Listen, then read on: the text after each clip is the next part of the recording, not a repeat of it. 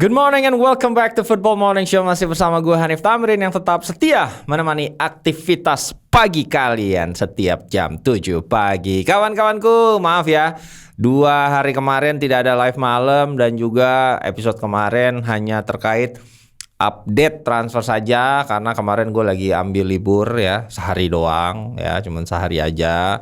Karena anniversary pernikahan, nanti jangan sampai ibu negara itu misu-misu kawan-kawannya. Seperti tentunya ibu negara Liam Rose Senior kalau ada yang hari ini misu-misu karena resmi dipecat oleh Chelsea. Itu dia. Nanti kita akan bahas secara lebih dalam ya. Dan kita sapa-sapa dulu tentunya komunitas My Friends yang sudah bergabung di kolom komentar di episode kemarin. Antara lain ada ibu rumah tangga yang juga ternyata mendengarkan FMS. Biar apa? Biar nyambung ngobrol sama bapak-bapak. Iya itu. Ini bagus nih. Bagus nih.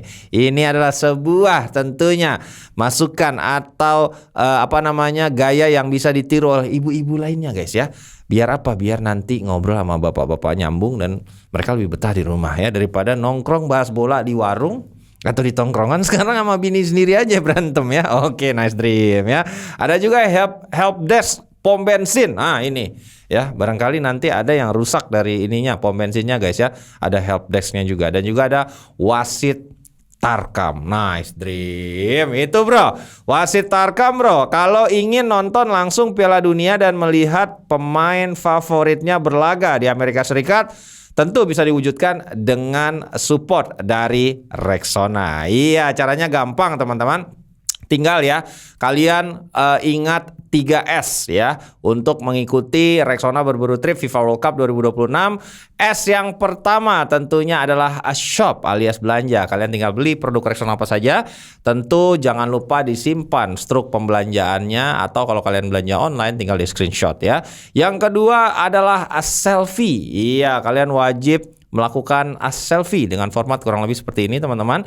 Itu di billboard terdekat dari rumah kalian yang ada tentunya banner brand ambassador Rexona yang baru khusus edisi Piala Dunia, Vinicius Junior, ada Enzo Fernandez dan lain sebagainya. Jangan lupa setelah selfie jangan disimpan aja, tapi di post di sosial media kalian. Jangan lupa juga di screenshot sebagai bukti tentunya kalian sudah ngepost di sosial media. Dan terakhir adalah submit. Nah ini tadi bukti pembelian dan juga bukti kalian sudah selfie dan post di sosial media kalian, langsung di submit di WhatsApp resminya Rexona yang sudah ada di QR code kiri bawah layar kalian. Itu dia, semoga salah satu dari komunitas My Friends itu bisa menang dan diterbangkan langsung oleh Rexona full paid ya untuk menyaksikan Piala Dunia di Amerika Serikat. Amin. Oke kawan-kawan, itu dia ya. Kita akan tentunya langsung saja tanpa berlama-lama, apa itu Spanyol, kita langsung saja masuk dengan hasil terkini dari Premier League, di mana kawan-kawanku Arsenal turun ke peringkat kedua. Akhirnya fans Arsenal tenang, poin masih sama fans Arsenal ya. Kalahnya di goal difference aja sekarang. Iya, itu setelah kemarin akhirnya tumbang di Etihad. Dan City punya satu tabungan pertandingan ekstra, dan itu sudah dimainkan kontra Burnley. Baru saja berakhir dini hari tadi, di mana Manchester City mampu menumbangkan Burnley di Turf Moor dengan skor 1-0. Ini dia. Gol semata wayang tentu dicetak oleh Erling Haaland yang tiba-tiba kembali gacor memasuki title race ini. Setelah sebelumnya menghilang awal ya, dia dari Januari dia menghilang. Apa itu cetak gol ya Bang? Aku mau hibernasi.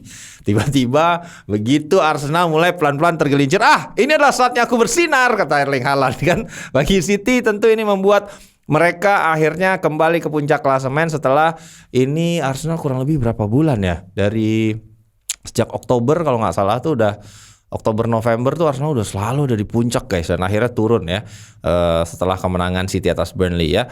Dan bagi Burnley ini memastikan sekaligus mereka degradasi, walaupun sudah ada pidato pembakar penyemangat dari Kyle Walker menjelang pertandingan ini. Dia bilang tidak boleh, haram hukumnya Burnley menggelar karpet merah bagi Manchester City, kita harus memberikan segalanya. Iya tuh ya, kalahnya 1-0 ya. Permasalahannya lagi-lagi itu adalah di final product atau finishing, di mana Ryan Cherky kena tiang sekali Kemudian juga Erling Haaland kena tiang sekali. Kita lihat tuh statistiknya teman-teman ya. Meskipun tentu mendominasi total secara penguasaan bola, permainan ya, jumlah tembakan 28 ya dilepaskan oleh Man City, 9 diantaranya on target dan berbuah menjadi 3 peluang besar. Namun ada 2 di antara 3 peluang besar itu yang akhirnya harus dilewatkan ya. Dan ini tentu menjadi pengingat atau reminder bagi Pep Guardiola tentang apa yang harus diperbaiki di sisa 5 pertandingan terakhir musim ini. Plus mereka juga masih harus memainkan partai semifinal FA Cup yang akan tersaji hari Sabtu nanti. Sekaligus juga kurang lebih ya sama seperti Arsenal yang harus memainkan partai semifinal. Bedanya satu main semifinal FA Cup, satu bermain di semifinal Liga Champions menghadapi Master of Harambol ya, Diego Simeone ya. Namun di faktor selain finishing itu juga adalah bagaimana faktor kebugaran yang harus juga selalu dijaga oleh Guardiola setelah kemarin kontra Arsenal memakan korban Rodri dan membuat akhirnya Nico Orelli yang di-convert menjadi gelandang jangkar berduet dengan Bernardo Silva dan membuat Ryan Ait-Nouri yang mengisi posisi back sayap. Nah, kedepannya sisa 5 pertandingan tentu kehadiran pemain-pemain dan kebugaran pemain-pemain kunci harus dijaga oleh Guardiola agar bisa memastikan get to the finish line. Kita lihat dulu statement dari Pep, kawan-kawan. Kami menang 3 poin. Sekarang kami berada di puncak klasemen. 5 pertandingan lagi itu kenyataannya dan kami masih punya laga semifinal FA Cup pada hari Sabtu. Bro, kita seruput dulu ya. Ini adalah seruputan puncak klasemen. Kira-kira inilah gambaran Guardiola setelah kemenangan atas Burnley tadi guys ya. Ya, kita seruput lagi ya. Sungguh nice dream. Oke. Dan kita sedikit bahas ya secara dalam. Kenapa ya Pep Guardiola ini sempat tidak kompetitif selama setahun. Terhitung dari Desember tahun lalu sampai sekarang. Dan kenapa baru sekarang Guardiola itu bisa kembali ke title race teman-teman ya. Kita coba pahami, kita coba understanding kenapa gini. Karena banyak yang bilang nih netizen sejak Desember tahun kemarin di mana performa Man City sedang turbulence itu adalah Guardiola sudah tidak relevan. Pep Guardiola ini sudah mulai miskin taktik. Pep Guardiola udah habis masanya. Iya, ada yang bilang gitu. Atau misalnya bilang ya ini udah mau pindah dia, udah mau berakhir nih, udah mau pensiun atau udah mau hiatus gitu. Berbagai macam spekulasi dan juga narasi disampaikan di sosial media terkait sentimen tidak kompetitifnya Man City yang selalu ada di title race sejak 7-8 musim terakhir di Premier League kawan-kawan ya. Dan jika kita boleh tarik lurus ya kesimpulannya, sejak datang ke Man City di tahun 2016 Guardiola tidak pernah mengalami rebuilding squad secara masif di seluruh lini seperti yang dia alami dari tahun kemarin ya. Faktor yang jelas selain bersama Manchester City, Guardiola ini hanya menghabiskan waktu di sebuah klub tidak lebih dari 3 tahun. Jadi, dia tidak pernah benar-benar mengalami sebagai seorang pelatih bagaimana melakukan rebuilding total dalam sebuah klub. Jikapun ada rebuilding yang dia lakukan, itu hanyalah lini per lini. Misal, ya udah musim ini dia rebuilding pertahanan doang. Musim depan ada 1 pemain kunci yang harus di rebuilding di tengah, ya udah diganti. Itu pun rata-rata mendapatkan pemain pengganti yang jika tidak sama kualitasnya, pasti yang datang itu lebih bagus kualitasnya. Jadi musim ini akan menjadi pertama kalinya dari musim kemarin ya, dari Desember tahun kemarin sampai sekarang adalah pertama kalinya Guardiola melakukan rebuilding dengan skala masif. Seperti yang Manchester United lakukan setiap 2 musim sekali ya, kurang lebih gitu ya. Atau Chelsea ya, yang dari 4 musim terakhir rebuilding mulu ya. Ini ada tim-tim ya yang rebuildingnya tuh masif teman-teman. Jadi dari depan rebuilding, tengah rebuilding, belakang rebuilding, kiper rebuilding. Ini Ini kawan-kawan ya. Dan ini pertama kalinya Guardiola merasakan ini dan harus menavigasi skuadnya tetap harus kompetitif dalam proses rebuilding. Kita lihat dulu bagaimana starting 11 Manchester City ya yang didapatkan oleh Guardiola pada saat dia take over tim ini. Nah, kalau kalian lihat, ini yang hijau adalah core, pemain core. Ibaratnya ungkapan Jose Mourinho dalam press conference ikoniknya bersama Manchester United yang menjelaskan, jika Aguero, De Bruyne, David Silva, Sterling, Fernandinho is the investment from the past. Nah, itu press conference kalau kalian ingat. Jadi sekaligus Jose Mourinho mengindikasikan teman-teman jika wajar ya Guardiola itu bisa langsung perform karena skuad yang dia warisi core-nya udah kayak gini dan bisa dipakai 5-6 tahun mendatang, teman-teman. 6 pemain senior ini menjadi blueprint Guardiola membangun tim yang kuat untuk menjalani sisa musim tersebut dan hanya memperkuat beberapa aspek saja yang tinggal diimprove, kurang lebih gitu. Nah, di musim pertamanya cuman transfer pelengkap seperti Leroy Sané yang didatangkan, John Stones ya, Claudio Bravo yang harus membuat tentunya tambahan-tambahan menjalankan skema ball possessions football base yang ingin dia terapkan bersama Manchester City, dan sisanya tuh hanya pelapis aja lah, kurang lebih gitu ya.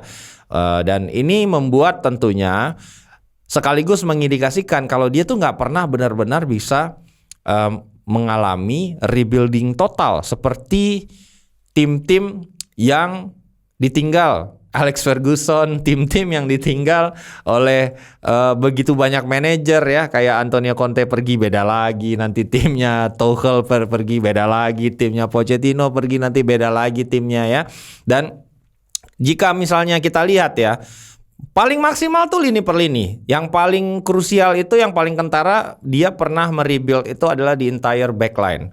Ya, di musim 2019-2020 kita lihat dulu ya, dia merevisi seluruh lini pertahanannya Manchester City. Tapi bagian tengah ke depan itu udah prominent dari pemain-pemain yang diwarisi, teman-teman ya. Masih ada Aguero, masih ada De Bruyne, masih ada Sterling, masih ada David Silva, masih ada Fernandinho.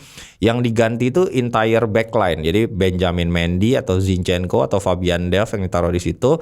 Aymeric Laporte yang didatangkan di Januari tanpa ada tentunya pesaing yang serius, akhirnya dia main terus bersama John Stones sih membuat lini bertahan kombinasi yang cukup oke, dan tentunya Kyle Walker yang ada di sana 8 musim kawan-kawan ya, dan tentunya Ederson yang menjadi salah satu core. Nah, itu yang paling lama nih rebuild yang paling masif, cuman satu lini doang kawan-kawan, tidak pernah benar-benar satu tim ya. Kalaupun ada di tengah sama depan, itu cuman individu aja ya. Di satu musim aja nih ada pergantian di per lini lain, dan itu pun pemain penggantinya jauh lebih kuat atau minimal kualitasnya setara. Nih kalau kita lihat nih, kurang lebih Laporte pergi, yang ganti Diaz. Ya lebih jago bro gitu kan. Bernardo Silva pergi udah David Silva pergi, ada Bernardo. Jadi Bernardo sama David itu udah sempat sama-sama Silva ya, sempat main bareng satu musim. Jadi transisi regenerasinya nih smooth banget gitu. Kemudian Leroy Sané cabut, ada Mahrez. Mahrez ini guys, PFA Player of the Year di musim itu bersama Leicester, membawa mereka juara. Jadi yang pergi dan datang itu kalau nggak sama kualitasnya, itu pasti yang datang jauh lebih berkualitas. Begitupun dengan Fernandinho dan Haaland nih kalau kalian lihat nih ya. Aguero cabut ya di lini depan, yang datang Haaland bro gitu. Fernandinho balik ke Brasil, yang datang Rodri gitu. Nah, ini adalah skuad terakhir yang mencapai puncak performa Guardiola dengan skema 3-3-1 yang membawa mereka treble ya, di mana ada Akanji, Diaz, Ake, De Bruyne, Rodri, Stones yang jadi di-convert menjadi gelandang bertahan ya. Kemudian Foden nomor 10, Bernardo di kanan, Jack Grealish di kiri, dan sekaligus ini menjadi skuad terkuat Pep dan mampu meraih kurang lebih treble. Nah, yang menjadi permasalahannya pasca treble, ini skuad peak bareng ya. Peaknya tuh bersama, sehingga setelah treble penurunannya pun bersamaan, baik dari sisi usia maupun performance, seperti dua pemain yang terus mendapatkan cedera ya, Nathan Ake dan juga John Stones, sehingga practically nggak bisa main nih. Sisa dari selesai treble musim berikutnya tuh dia udah jarang lah bisa tampil di 2-3 pertandingan beruntun, sehingga harus diganti. Nah, dari pertahanan aja menyisakan Ruben Dias doang. Kemudian tentunya dari tengah kehilangan pemain yang menyuplai 20 assist semusim, Kevin De Bruyne. Jadi pertanyaannya masih bertanya, kenapa Erling Haaland nggak segacor musim treble bang? Ya gimana bro, yang ngasih assist 20 semusim udah nggak ada bro, gitu. Kemudian juga sayap-sayap udah hilang. Jack Grealish ya, semusim treble itu doang bagusnya, sisanya sibuk untuk cure hangover. Iya, kebanyakan mabok bro di pramusim bro ya. Jadi menurun signifikan. Begitupun dengan Riyad Mahrez yang cabut ke Arab, dan juga Raheem Sterling yang udah memang masuk ke fase twilight karirnya, udah selesai tuh peaknya dia. Nah, jadi akhirnya Guardiola ini harus merebuild the entire tim kawan-kawan. Jadi tentu ada turbulence. Nah, butuh 1 tahun buat Guardiola merebuild squadnya dan tetap bisa akhirnya bikin squadnya gelling lagi ya, akhirnya bisa bermain lagi. Dan gue merasakan momen itu mereka kembali akhirnya mendapatkan momentum, paham ini adalah formasi terbaik, bermain sangat relentless pasca kalah dari Real Madrid di leg kedua. Kalau sebenarnya itu Bernardo Silva nggak di kartu merah ya, sebenarnya permainan Man City ini mulai kelihatan blueprintnya dengan beberapa pemain yang didatangkan sejak Januari tahun lalu, kayak Kusanov ya, kayak misalnya Marmoush, kemudian juga ada Doku gitu, ada belakangan yang di Januari sekarang ada Gehi dan juga Semenyo. Itu ada sebuah blueprint yang udah akhirnya dicanangkan oleh Guardiola. Yes, it takes time, butuh waktu, tapi kita akan kembali lagi ke title race, kurang lebih gitu. Dan memang terbukti akhirnya perubahan secara signifikan. Kalau kalian notice, ini pun nanti lini tengah musim depan akan diganti lagi karena Bernardo Silva adalah musim terakhirnya. Makanya mereka kekeh mengejar Elliot Anderson untuk diduetkan bersama Rodri kawan-kawan ya. Jadi kalian lihat bagaimana ini di entire backline diganti, tengah akan diganti karena ada Cherki di situ, udah nggak ada Foden, udah pas lah his peak gitu ya. Kemudian juga gimana Tijani sempat diandalkan awal musim, kemudian menurun performanya di akhir musim, dan di entire sayap itu diganti kawan-kawan. Dan ini membuat tentunya bagaimana Guardiola akhirnya mampu menavigasi sebuah rebuilding dan membutuhkan waktu sekitar 1 tahun untuk dia kembali kompetitif dan men-challenge Arsenal dalam tentunya perburuan gelar Premier League. Nah, ini pun sebenarnya belum ideal karena banyak yang cedera. Gvardiol cedera panjang ya. Kemudian juga ada permasalahan Rodri yang di paruh musim pertama nggak bisa main sama sekali gitu. Nah, sebenarnya kalau kalian lihat blueprintnya nanti ke depannya yang ideal bagi Guardiola itu adalah seperti ini. Di mana itu dia mengakuisisi back ya yang versatile. Jadi back yang skemanya itu atau tipenya bisa main di center back maupun bisa di full back. Contohnya kayak Gvardiol dan Kusanov. Gvardiol dan Kusanov ini kawan-kawan mau main di back kiri bisa, Kusanov juga main di back kanan juga bisa. Kenapa? Karena mereka punya 2 elemen. Satu, defensively bagus, tackle-nya bagus. Yang kedua, mereka punya kecepatan di atas rata-rata yang mampu mengimbangi baik pemain sayap maupun striker dari lawan-lawan yang ada di Premier League yang memang makin kesini tuh makin physical gitu teman-teman. Jadi idealnya backline mereka yang dalam skema Guardiola akan seperti ini, di mana Kusanov itu long termnya sebenarnya posisinya akan di back kanan. Dia dimainkan di center back saat ini karena memang Ruben Dias yang masih bulak-balik masuk meja perawatan. Kedepannya itu Gvardiol akan duet dengan Gehi atau Dias ya. Kusanov yang akan bermain di bek kanan bergantian dengan Matheus Nunes dan Nico Orelli di kiri ya. Dan sisanya kalian bisa lihat ini sudah seperti ideal yang diperlihatkan oleh Man City di beberapa pekan terakhir ya. Dan ini tidak hanya berlaku di City. Kalau kalian bilang enggak lah Pep Guardiola udah enggak guys, ini kita lihat ya. Guardiola itu pintar ya, cerdik lah, gue bilangnya cerdik lah ya, karena dia hanya mengambil sebuah project kalau itu benar-benar ingredientsnya itu bagus. Contoh ya, dari zaman ini dulu dah, dari zaman Munchen dulu dah, dari zaman Munchen ya. Dari zaman Barca dulu deh, dari zaman Barca di mana itu dia mewarisi ya, dia naik dari tim muda dari La Masia itu ya, tim mudanya Barcelona naik ke tim senior ditunjuk oleh Laporta. Ya lah bro, ini ingredients yang dia dapetin kayak gini bro. First team Barcelona yang ditinggalkan tuh ada core-nya Messi, Xavi, Iniesta, Abidal, Puyol, Valdes. Ini core yang dia tinggalin nih. Ditinggalin buat dia nih 1, 2, 3, 4, 5, 6 tuh yang hijau itu menjadi blueprint untuk dia mendominasi akhirnya meraih sextuple guys ya. Dan udah gitu yang datang kayak begini nih yang diimprove sama dia ya. Diimprove lanjut nih. Nah diimprove lagi sama dia. Jadinya didatangin lagi David Villa, Fabregas, Gerrard Pique, Dani Alves. Ya makin ya Allah bro, gimana ngelawannya gitu ya. Ingredientsnya udah begini, improvementnya kayak begini. Jadi emang kawan kita ini cerdik kawan-kawan gitu ya. Kurang lebih seperti itu. Nah begitupun akhirnya meraih treble, meraih sextuple. Nah begitupun ketika dia memilih Bayern Munich sebagai pelabuhan berikutnya, kan stay-nya cuma 3 musim di Barca, stay 3 musim di Bayern. Dia mewarisi skuad Bayern habis treble bos. Ya, di mana nih lu lihat nih blueprint dari skuadnya. No, yang hijau Robben, Ribéry, Müller, Javi Martinez, Philipp Lahm, Jerome Boateng, Alaba, Neuer. Ya elah bro, ganti cuma 3 bro. Terus penggantinya nih guys ya, pengganti 3 yang merah ini guys ya. Mandzukic diganti sama Lewandowski. Ya Allah, diganti sama Lewandowski mah naik 2 kali lipat lah kualitasnya.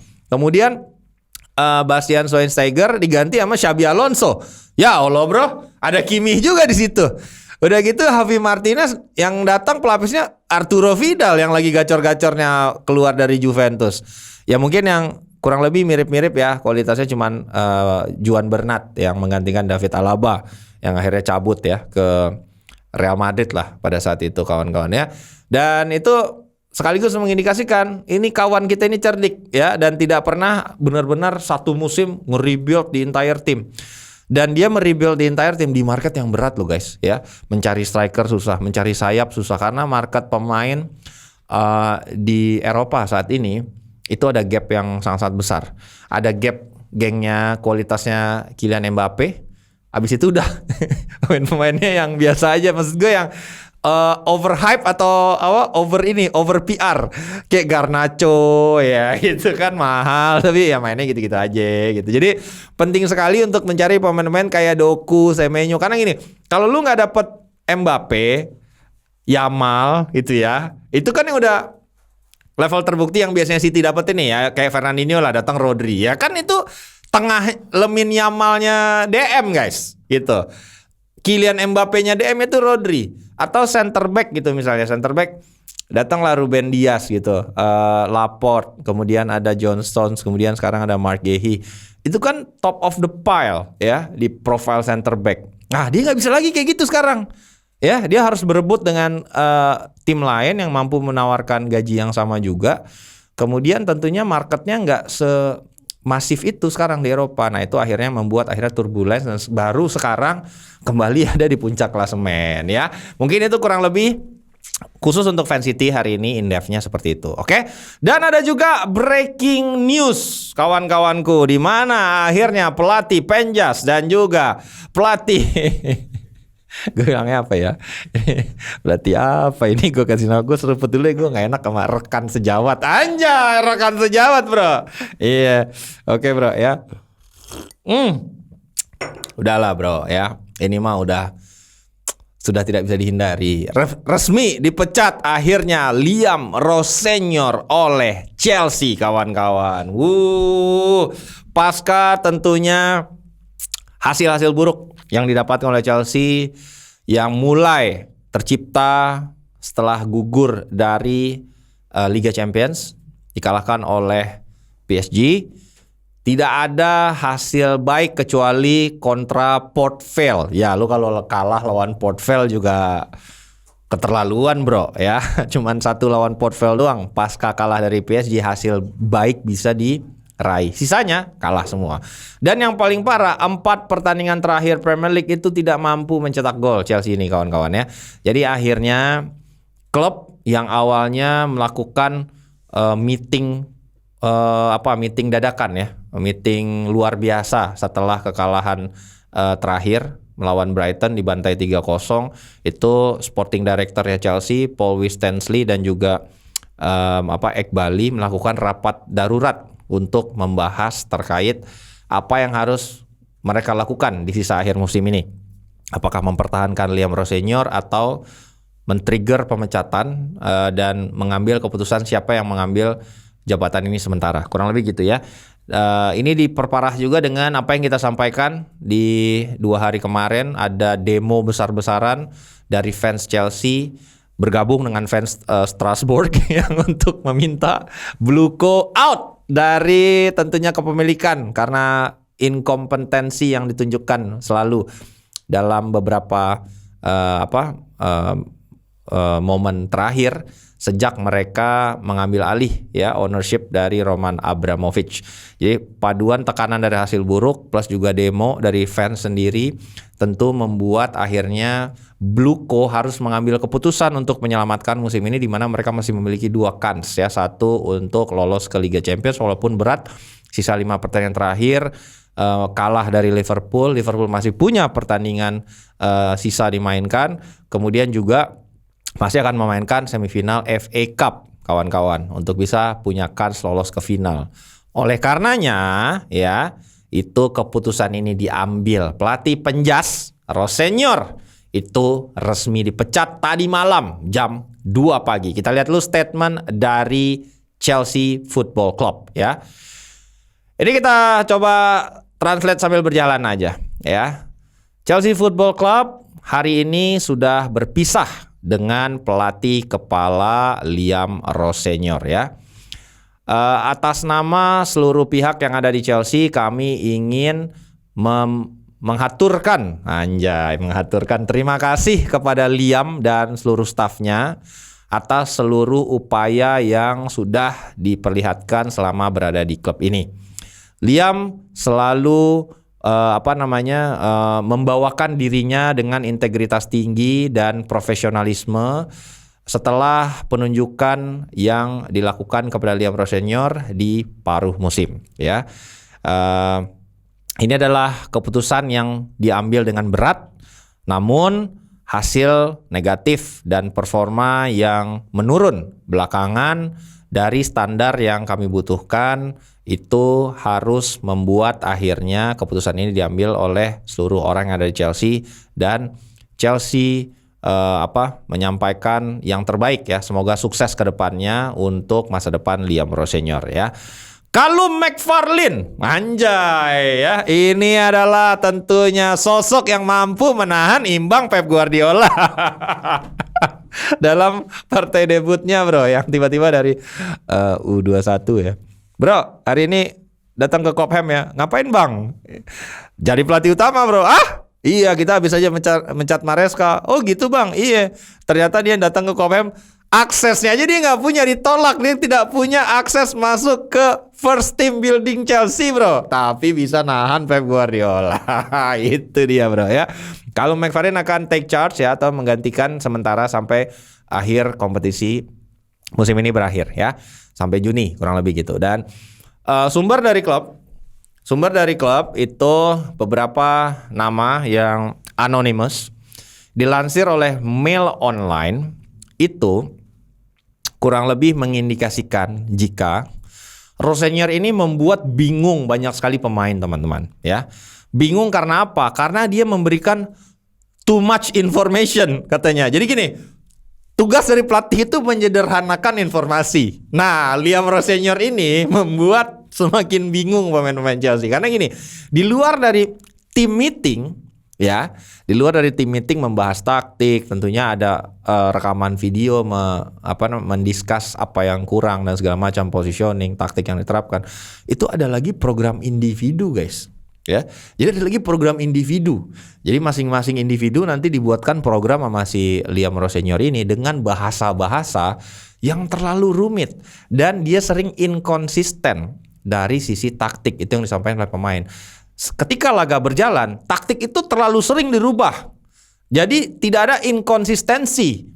Ini menurut sumber dari klub anonimus yang disampaikan kepada Daily Mail, sehingga itu membuat dia kehilangan tentunya backup dari ruang ganti dan ada disconnection yang terjadi antara dia dan pemain. Akhirnya pemain-pemain tentu tidak percaya dengan Rosselló. Nih siapa sih ini? Kalau misalnya ya, lu memberikan too much information dari pelatih kayak misal Jose Mourinho, mungkin kayak oke gue akan berusaha walaupun kayak gue nggak masuk di otak gue nih, akan gue lakukan buat lu Jose Mourinho. Lalu siapa yang perui gitu kan, langsung mungkin respon pemain Chelsea kan terhadap over information yang diberikan oleh Liam Rosselló gitu.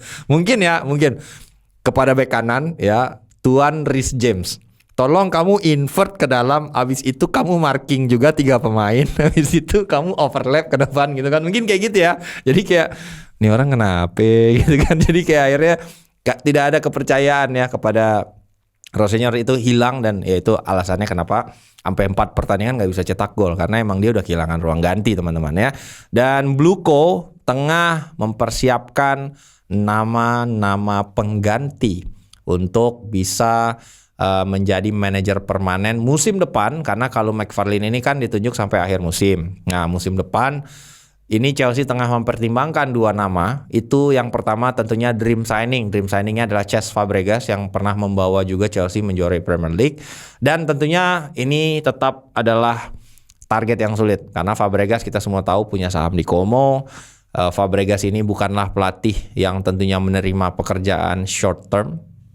Dia membutuhkan waktu untuk menerapkan tentunya gaya permainannya dia, dan itu sangat-sangat luar biasa dia perlihatkan di Como. Kalaupun ia banyak pelatih yang mau ya banyak tim yang mau ngambil Cesc Fabregas, kurang lebih gitu kawan-kawan ya. Dan nama yang kedua yang mungkin lebih realistis adalah pelatih yang juga pernah membela Chelsea selama beberapa musim walaupun tidak terlalu bersinar.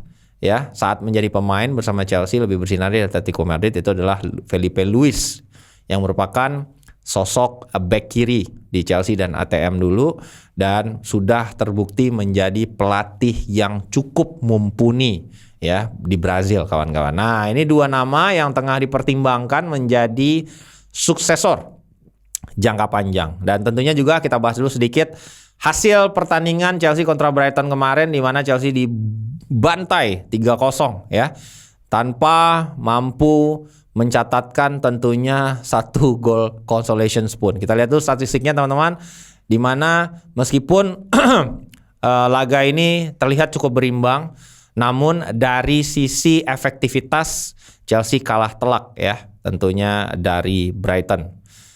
Kita lihat tidak ada shots on target dari Chelsea, tidak ada peluang besar yang diciptakan. Tentu ini men-trigger akhirnya pemecatan dari Liam Rosselló. Dan bagaimana dia juga Chelsea di 5 match terakhir itu expected goals-nya melawan laga-laga sebelumnya itu benar-benar decrease, kurang lebih gitu ya.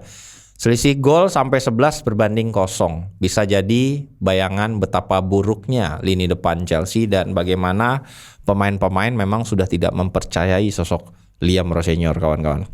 Begitupun dengan distance covered. Distance covered kan ini adalah indikator seberapa ingin lu fight ya untuk pelatih lu, untuk tim lu ya. Jadi ini juga terjadi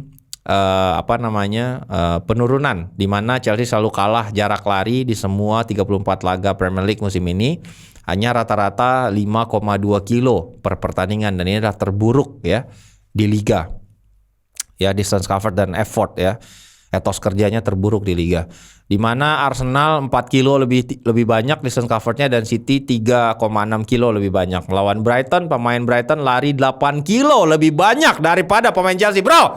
Maksud gue gini bro, esensi dari kompetisi itu adalah at least lu usaha. Masa iya pemain Brighton 8 kilo lari lebih banyak daripada ini? Memang gak mau lari buat Rosselló, ini udah ketahuan Bryce.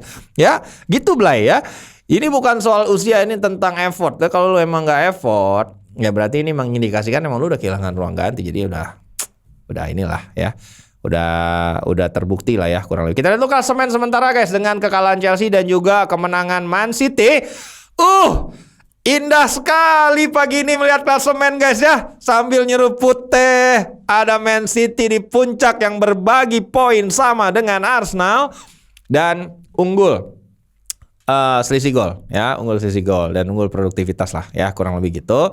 Diikuti oleh Manchester United ya di posisi 3, Aston Villa masih di peringkat 4, Liverpool di peringkat 5 dan Bournemouth serta Brighton yang menggeser Chelsea di peringkat 6 dan 7.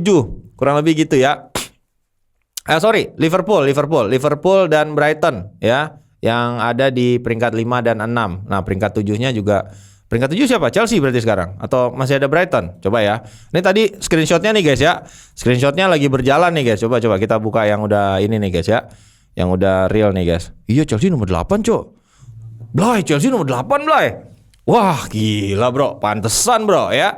Ya udahlah, itu yang terbaik ya, Rosenior. Kau belajar lagi, Rosenior ya.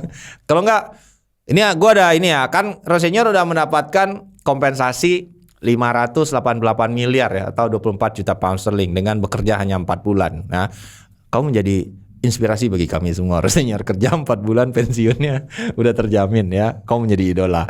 Nah, mulai sekarang gue saranin bisa fokus ke 2 hal, Liam Rosenior. Bisa fokus ke 2 hal ya. Yang pertama ya, balik jadi pandit. Jadi pandit lu bagus. Gua support tuh jadi pandit ya, Rosenior ya. Yang kedua, fokus di endorse potong rambut. Iya, itu ya. Bagus itu juga ya. Ambil endorsement potong rambut lagi, nggak apa-apa. Nice dream. Oke.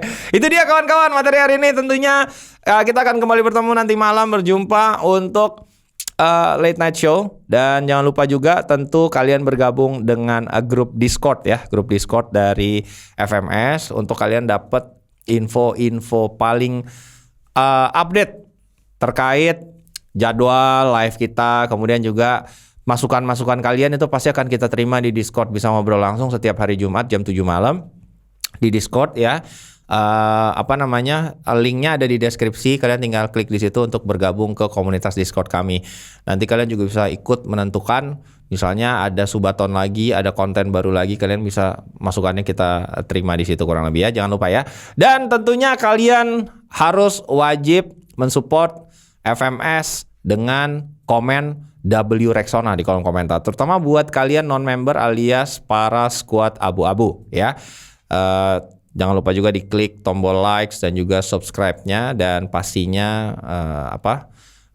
simpan tombol hype-nya untuk FMS ya. 2 kali seminggu lah kurang lebih, biar kita tetap muncul di tombol di kolom home ya di YouTube.